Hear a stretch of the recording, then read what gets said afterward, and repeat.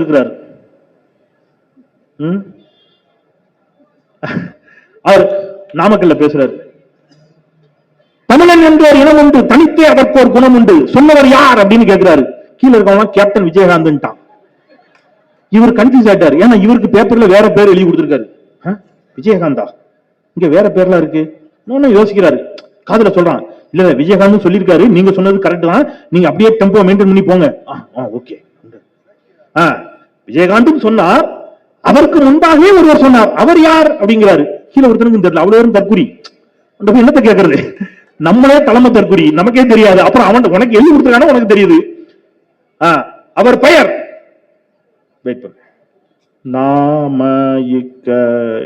நாமக்கல். இவர் முதலமைச்சர் ஆகணுமா? நான் எங்க ஊர்ல ஒரு பையன்ட்ட கேட்டேன், டேய் இந்த வாட்டி யாரா ஓட்டுக்கு போடுவா அப்படின்னா அவன் சொன்னான், அண்ணே அந்த நடிகருக்கு தானே. சூப்பர்ரா, வெரி குட், மேடைக்கு வாடா. ஏன்டா அவருக்கு ஓட்டு போடணும்னு ஆசைப்படுற? அண்ணே என்னமா டான்ஸ் ஆடுறாரு, அவன் என்னமா டான்ஸ் ஆடுறாரு, சூப்பர்ரா, வெரி குட். ஆமா உனக்கு 2 அக்கா உண்டுல்ல? ஆமாண்ணே. மூத்தவளை கட்டி கொடுத்துட்டீங்களா? கட்டி கொடுத்துட்டோம். இளைவலுக்கு மாப்பிள்ள பார்த்துட்டு இருக்கீங்களா? தாய்மார்கள் எல்லாம் கேட்டுக்கணும். இளைவலுக்கு மாப்பிள்ள பார்த்துட்டு இருக்கீங்களா? ஆமாண்ணே, மாப்பிள்ள பார்த்துட்டு இருக்கோம்.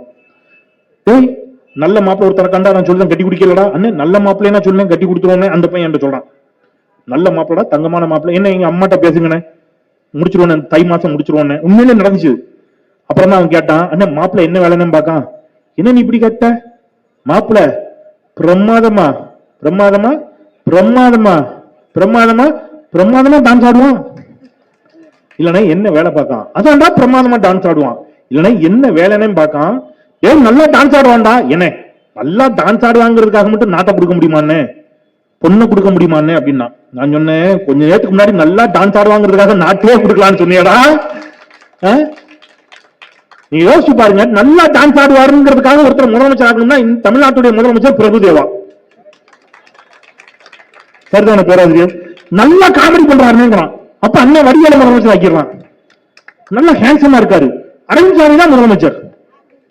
ஆக்கிட முடியுமா? ஆக்க முடியுமா? எவ்வளவு பெரிய தியாகங்களை செய்து வந்திருக்கக்கூடிய தலைவர்கள் நம்முடைய தலைவர்கள்.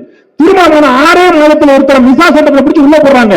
சிறைக்குள், கொட்டும் சிறைக்குள் வாட்டி வதங்கி வந்து அரை நூற்றாண்டு காலமாக இந்த மண்ணுக்காகவும் மக்களுக்காகவும் போராடி தீர்த்து முதலமைச்சர் உட்கார்ந்து இருக்கிறார் முத்துவேல் கருணாநிதி ஸ்டாலின்.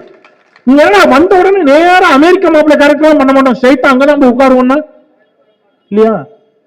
நீங்க இப்படி இன்னைக்கு நாட்டை என்ன செஞ்சு வச்சிருக்காங்க, சீரழித்து வைத்திருக்கிறார்கள். நிறைவா ஒரு கேள்வி கேட்டு போயிடுறேன், குறிப்பா பெண்களுக்கு, தாய்மார்களுக்கு கேட்டுட்டு நான் உட்கார்ந்துறேன். இந்த லாஸ்ட் கேள்வி. இப்ப இந்த பகுதிக்கு, அம்பத்தூர் பகுதிக்கு நாளைக்கே ஏதோ ஒரு நடிகை வராங்கன்னு வச்சுக்கோங்க. நாம ஆணும் பெண்ணும் சமம் நினைக்கக்கூடியவங்க, சரியா? ஆணும் பெண்ணும் சமம் தான்.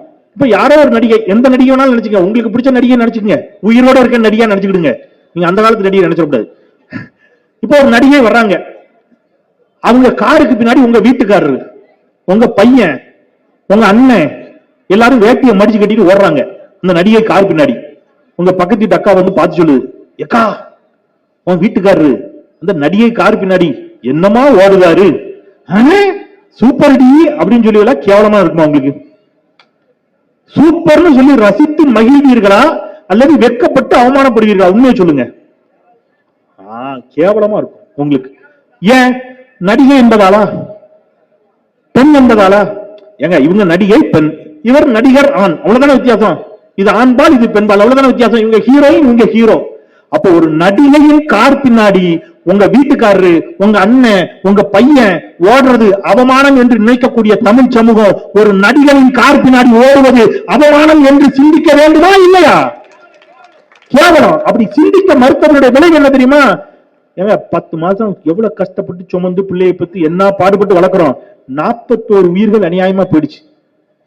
அதுல ஒரு ஒரு என்ன சகோதரின்னு தான் சொல்லணும், வேற என்ன சொல்லி சொல்றாரு, வேற ஏதாவது சொல்லி போனேன் எனக்கு வேண்டாம். நான் திருநெல்வேலிக்காரன், ஏதாவது வாயில வந்துருச்சுன்னா சங்கடம், விட்டுருங்க.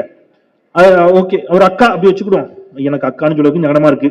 ஒரு லேடி, இது நல்லா இருக்கு. ஒரு லேடி, அந்த லேடி சொல்லுது, அது பிள்ளை செத்து போச்சு. தாய்மார்கள் கவனிங்க, அது பிள்ளை செத்து போச்சு. நம்ம நடிகர் விஜய பார்க்க போய் 40 பேர் செத்தான். அதுல அந்த அம்மாவோட பையனும் செத்து போச்சு, குழந்தை, கை குழந்தை செத்து போச்சு. அந்த அம்மாட்ட பத்திரிகைக்காரங்க கேக்குறாங்க, எப்படிமா ஃபீல் பண்றீங்க? இப்ப ரொம்ப சந்தோஷமா இருக்கு. எது? பிள்ளை செத்ததா? இல்ல விஜய பக்கத்துல இருந்து பாத்துட்டேன். விஜய பக்கத்துல இருந்து பாத்துட்டீங்கம்மா, இப்ப எப்படி ஃபீல் பண்றீங்க? விஜய பக்கத்துல இருந்து பாத்துட்டு எனக்கு ரொம்ப மகிழ்ச்சி. என்ன என் பிள்ளை அதுக்காக பலி கொடுக்க வேண்டியிருக்குன்னு சொல்லுது அந்த அம்மா. நாம் எப்படிப்பட்ட தமிழ் சமூகமும் இந்த நாட்டில உருவாயிட்டு இருக்குங்கிறத நினைக்கின்ற பொழுது கவலையும் அச்சமும் மேலோங்குகிறது. இதுவா தமிழ்நாடு? இதற்காகவா இவ்வளவு கனவுகளை கண்டார்கள் அண்ணாவும் கலைஞரும் பெரியாரும் காமராஜரும்? இதுக்காக இவ்வளவு பள்ளிக்கூடம், இதுக்காக இவ்வளவு கல்லூரி, இதுக்காக இவ்வளவு நிறுவனங்கள்? எனவே நாம் தெளிந்து சிந்திப்போம். நமக்காக சிந்திக்கக்கூடியவர்களை நாடாளுவதற்கு நடிகன் என்பதல்ல தகுதி, நாடாளுவதற்கு இன்னொருத்தர் வந்திருக்கிறார் எடப்பாடி. அவர் சொல்லாம போனா தெய்வ குத்த மாதிரி ஆகி போகும். அவர் ஒன்னே ஒண்ணு சொல்லிடுறேன், மற்றவங்க எல்லாம் விட்டுருங்க. சமீபத்தில் நடந்த ஒண்ணு சொல்லிடுறேன். போய் மாலை போடுறாரு தலைவர் சிலைக்கு, அவங்க தலைவர் சிலைக்கு மாலை போடுறாரு. மாலையை போட்டுட்டு வந்து இன்றைக்கு அண்ணாவின் சிலைக்கு நான் மாலை அணிவித்து அப்படின்னு பக்கத்துல இருந்து ஒருத்தர் இடுப்பு கழுதாரு அப்படிங்கிறார். இவரு அண்ணாவின் சிலைக்கு மாலை அணித்து அவர் திருப்பி இடுப்பு கழுதாரு அப்படிங்கிறார். திருப்பி அண்ணாவின் சிலை, அண்ணே எம்ஜிஆர் சிலை அப்படிங்கிறாரு. எம்ஜிஆரா? அப்புறமா திரும்ப எம்ஜிஆர் சிலை, எம்ஜிஆர் சிலைக்கு மாலையை போட்டு அண்ணா சிலைக்கு மாலையை போட்டேங்கிறாரு. இப்படியான தலைவர்கள் எல்லாம் இன்றைக்கு நாட்டை ஆள துடித்துக் கொண்டிருக்கிறார்கள். கூவத்தூரில் தேர்ந்தெடுக்கப்பட்டவர் அல்ல நம்முடைய முதலமைச்சர், அவர் மக்களால் தேர்ந்தெடுக்கப்பட்ட ஒரு மகத்தான தலைவர். அவர் மீண்டும் ஆட்சி பொறுப்புக்கு வர வேண்டும். தமிழ்நாடு மேலும் மேலும் மேலும் மேலும் சிறக்க வேண்டும் என்பதை நம்முடைய இளம் தலைவர் உதயநிதி ஸ்டாலின் அவருடைய இந்த பிறந்தநாள் நிகழ்ச்சியில் சொல்லி, எல்லாரும் நம்முடைய இளம் தலைவர் இந்த நிகழ்ச்சி அவருடைய பிறந்தநாள் நிகழ்ச்சி தான். இனிய பிறந்தநாள் வாழ்த்துக்களை கைத்தட்டி அவருக்கு சொல்லிடலாம். நம்முடைய இளம் தலைவர் மாண்புமிகு உதயநிதி ஸ்டாலின் அவர்களுக்கு இனிய பிறந்தநாள் வாழ்த்துக்கள். அவர் பல்லாண்டு பல்லாண்டு பல்லாண்டு வாழ்க என்று வாழ்த்தி